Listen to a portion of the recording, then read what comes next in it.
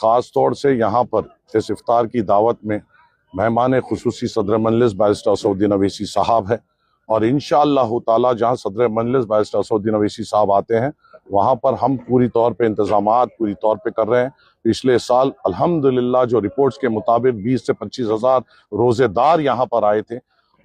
کل کے لیے ہم 35 ہزار سے زائد لوگوں کے لیے تیار ہیں، اور ہم امید یہ رکھتے ہیں روزے دار آئیں گے، بہترین افطار ہوگا، اس کے ساتھ ہر طریقے سے ان کی آمد کا ہم استقبال کریں گے۔ یہاں پر پوری طور پہ کھانے کا طعام کا انتظام رہے گا، انشاءاللہ ہم ساتھ بیٹھیں گے، ساتھ کھائیں گے، اور انشاءاللہ تعالی ہم پوری پرجوش طریقے سے اور پورے امن سے کل کا روزہ بامقام اولڈ عیدگاہ فسلان سر نامپلی حلقے میں بیرسٹر اسدالدین اویسی صاحب کے ساتھ افطار کھولیں گے، اور انشاءاللہ تعالی یہاں کے عظیم دعا میں ہم شامل ہوں گے۔ میڈیا کی جانب سے تمام عوام الناس سے تدبن گزارش کرتا ہوں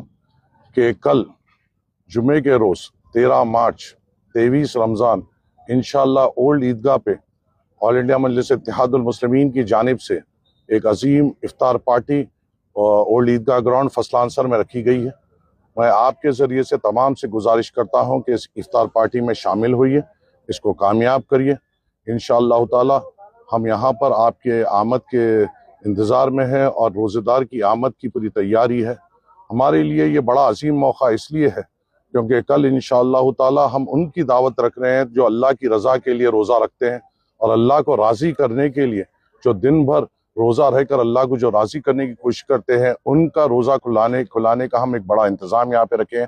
ہمیں امید ہے کہ بڑی تعداد میں روزے دار یہاں پر آئیں گے، اور مجھے اس دعا کا بھی انتظار رہے گا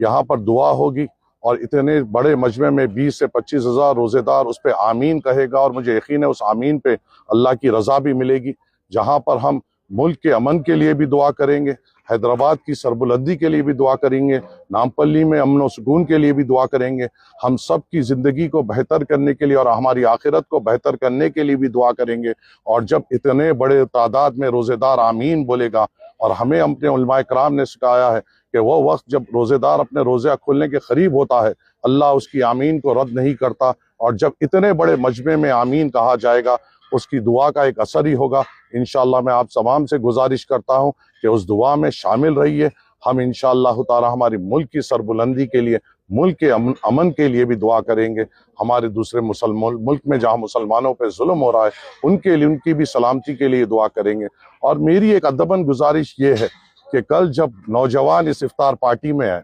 تو اپنے موبائل سے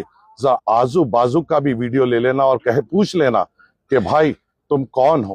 تم کیا کام کرتے ہو۔ اس سے ہم ان کو بھی جواب دینے میں ہمیں آسانی ہوگی جو ہمارے افطار پارٹیوں کے اوپر انگلی اٹھاتے ہیں۔ ارے یہ کوئی ہماری ذاتی پارٹی نہیں ہے، یہ افطار کی دعوت ہے، جہاں ہم یہ جو تیاری کر رہے ہیں اللہ کی رضا کے لیے تیاری کر رہے ہیں، اور اس کی آمد کے لیے یہ جوش اور خروش سے کام کر رہے ہیں۔ جو اللہ کی رضا کے لیے روزہ رہتا ہے، اور جو اللہ کی رضا کے لیے روزہ رکھ رہا ہے، اور اس کے روزے کھلانے کے لیے اگر ہمیں اور لٹنا پڑے لٹیں گے، اور ان کے دوسروں کے ساتھوں پہ سانپا لوٹنا ہے لٹائیں گے، مگر ہم ہمارے روزے کو بڑی جوش و خروش سے منائیں گے، اور انشاءاللہ تعالی نامپلی کی سرزمین سے یہ پیغام دیں گے کہ ہم یہاں پر ایک عظیم و شان افطار کی دعوت رکھے ہیں، جہاں پہ ہر کوئی یہاں پہ انوائٹڈ ہے، ہر کسی کو دعوت ہے، امیر کو دعوت ہے، غریب کو دعوت ہے، اور یہاں پر انشاءاللہ ایک بڑی عظیم پیمانے پہ مجلس اتحاد المسلمین کی جانب سے افطار کی دعوت رکھی گئی ہے۔ میں تمام نوجوانوں سے،